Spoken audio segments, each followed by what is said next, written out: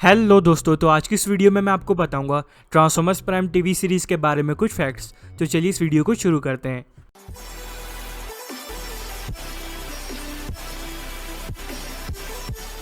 Peter kiln और Frank वेल्कर, जिन्होंने कि इससे पहले मूवीज़ और एनिमेटेड सीरीज़ में मेगाट्रॉन और ऑप्टिमस प्राइम को अपनी आवाज़ दी थी, वो ट्रांसफॉर्मर्स प्राइम के लिए भी रिटर्न आए थे, जहाँ पे उन्होंने सेम मेगाट्रॉन और ऑप्टिमस प्राइम के लिए अपनी आवाज़ रिकॉर्ड करी थी।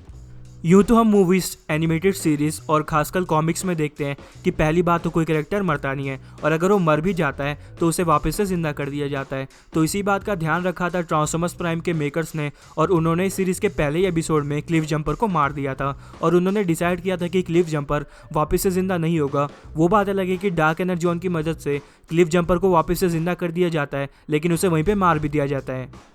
इस सीरीज से पहले ट्रांसफॉर्मर्स की मूवी आई थी जिसमें कि आयरन हेड नाम का एक ट्रांसफॉर्मर था।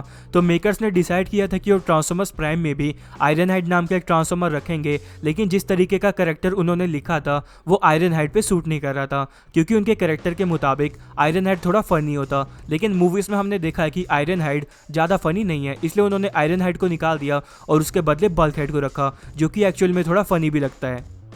आपने इस सीरीज़ में एक चीज़ नोटिस करी होगी कि ट्रांसफॉर्मर्स की नाक नहीं है, लेकिन वहीं अगर हम बात करें मूवीज़ की तो मूवीज़ में ट्रांसफॉर्मर्स की नाक है। ऐसा इसलिए दिखाया गया था क्योंकि ट्रांसफॉर्मर जो है वो स्पेस से बिलोंग करते हैं और उन्हें सांस लेने की ज़रूरत नहीं है, इसलिए उनकी नाक दिखाने का कोई फ़ायदा नहीं था। लेकिन वही ट्रांसफॉर्मर्स प्राइम की सीरीज़ में कई सारे ट्रांसफॉर्मर्स की आईब्रोज दिखाई गई है, और यहाँ तक कि उनका जो माउथ होता है, जब वो बोलते हैं तो उनका माउथ बिल्कुल इंसानों की तरह ही चलता है। ऐसा इसलिए दिखाया गया था ताकि वो अपने एक्सप्रेशन अच्छे से दिखा सके। ट्रांसफॉर्मर्स प्राइम की सीरीज में डार्क एनर्जी जॉन को दिखाया गया था, जो कि यूनिकॉर्न का खून है जिससे कि मरे हुए ट्रांसफॉर्मर्स को जिंदा किया जा सकता है। दरअसल ये इंस्पायर्ड है मूवीज़ में दिखाए गए ऑल स्पार्क से, क्योंकि मूवीज़ में जो ऑल स्पार्क दिखाया गया है उसकी मदद से भी मरे हुए ट्रांसफॉर्मर्स को जिंदा किया जा सकता है, जैसे कि ट्रांसफॉर्मर्स 2 में मरे हुए मेगाट्रॉन को वापस से जिंदा किया था। आप सभी को शायद एक डिसेप्टिकॉन के बारे में याद होगा जिसका नाम होता है मेकशिफ्ट, जिसमें एबिलिटी होती है कि वो किसी भी दूसरे ट्रांसफॉर्मर का भेस बदल सकता है। कुछ इसी तरीके से वो व्हीलजैक का भेस बदल के ऑटोबॉट के बेस में घुस गया था, लेकिन ट्रांसफॉर्मर्स प्राइम के जो मेकर थे उन्हें समझ नहीं आ रहा था कि वो आगे चल के मेकशिफ्ट का क्या करेंगे, और वो मेकशिफ्ट के इस कैरेक्टर से ज़्यादा कंफर्टेबल थे नहीं, तो उन्होंने डिसाइड किया कि इसको मार देंगे, और उसी एपिसोड के एंड में मेकशिफ्ट मर भी जाता है।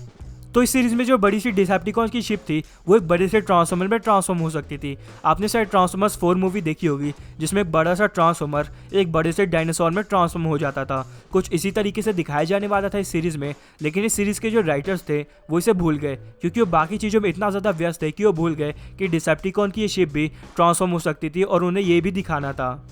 ट्रांसफॉर्मर्स प्राइम के एक एपिसोड में एजेंट फाउलर एक टीम लीड कर रहे होते एयरफोर्स की, जिसका नाम होता है स्काई स्ट्राइकर, जो कि रेफरेंस है जीआई जोस का। जीआई जोस के यूनिवर्स में स्काई स्ट्राइकर नाम का एक प्लेन दिखाया गया था। और यहाँ पे मजे की बात यह है कि हैसब्रो कंपनी के अंडर जीआई जोस की सीरीज भी आती है और ट्रांसफॉर्मर्स की सीरीज भी आती है।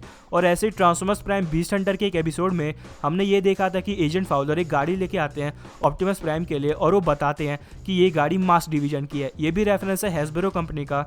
दरअसल 1980 के टाइम पे हैसब्रो कंपनी में मास नाम की एक टॉय लाइन सीरीज लॉन्च हुई थी, जो कि बहुत ही ज़्यादा पॉपुलर हुई थी। तो ये बात आप सभी को पता होगी कि सीरीज में मीको का जो कैरेक्टर दिखाया गया है वो असल में जापानीज है। तो ट्रांसफॉर्मर्स प्राइम के मेकर्स ने प्लान किया था एक एपिसोड बनाने का जहाँ पे बल्क हेड और मीको जापान जाएंगे एक मिशन के लिए, और यहाँ पे हमें मीको की बैक स्टोरी के बारे में पता चलेगा कि उसके माँ बाप कौन है और किस तरीके से अमेरिका पहुंची और इन सभी ट्रांसफॉर्मर से मिली थी। लेकिन ये एपिसोड को कैंसिल कर दिया गया था और ये कभी बना ही नहीं। तो इस सीरीज़ में हमने देखा कि ऑप्टिमस प्राइम अपने हाथों से गन्स भी क्रिएट कर सकते हैं और चाकू भी। ये सेकेंड टाइम था जब ऐसा दिखाया गया था। इससे पहले मूवीज़ में ये दिखाया गया था जहाँ पे ऑप्टिमस प्राइम अपने हाथ से गन भी क्रिएट कर सकते हैं और चाकू भी, और इससे पहले जो भी एनिमेटेड सीरीज़ आई थी उसमें ऐसा नहीं दिखाया गया। तो हमने इस सीरीज़ में देखा कि जब भी कोई ट्रांसफॉर्मर किसी गाड़ी में कन्वर्ट होता है तो गाड़ी में कन्वर्ट होने के बाद फायर नहीं कर सकता। लेकिन वहीं अगर हम बात करें मूवीज़ की तो मूवीज़ में हमने देखा है कि किस तरीके से बम्बल भी गाड़ी में कन्वर्ट होने के बावजूद फायर कर सकता है। दरअसल हैसब्रो कंपनी ने डिसाइड किया था कि वो ऐसा नहीं दिखाएंगे, और उन्होंने ट्रांसफॉर्मर्स के मेकर से कहा था ऐसा ना दिखाने के लिए। सिर्फ डिसेप्टिकॉन्स के जो मेंबर्स हैं जो कि हवा में उड़ सकते हैं वही ऐसा कर सकते हैं। तो ट्रांसफॉर्मर्स प्राइम का पहला और दूसरा सीजन काफ़ी टाइम पहले प्लान कर लिया गया था और ये भी प्लान कर लिया गया था कि पहले और दूसरे सीजन में 26 एपिसोड होंगे और बिल्कुल एंड टाइम पर डिसाइड किया गया था कि सीजन 3 भी बनाना है और तब इन्होंने सीजन 3 बनाया। लेकिन यहाँ पे हैस्बरो कंपनी ने ट्रांसफॉर्मर्स प्राइम के मेकर से ये कहा था कि सीजन 3 में कुछ भी करके प्रेडिकॉन यानी कि बीस्ट को दिखाना है। ऐसा इसलिए था कि हैस्बरो कंपनी प्रेडिकॉन यानी कि बीस्ट के टॉय बना के उन्हें बेच सके मार्केट में। और ट्रांसफॉर्मर्स प्राइम के सीजन 3 के एंड में ये प्लान किया गया था कि ऑप्टिमस प्राइम बीस्ट यानी कि प्रेडिकॉन को जान से मार देंगे, लेकिन फिर इसे कैंसिल कर दिया गया क्योंकि ट्रांसफॉर्मर्स प्राइम के सीजन 3 के बाद एक मूवी भी बनानी थी जिसका नाम था Transformers Prime Beast Hunter Predacon Rising, जिसमें कि प्रेडिकॉन का एक काफ़ी इंपॉर्टेंट रोल था।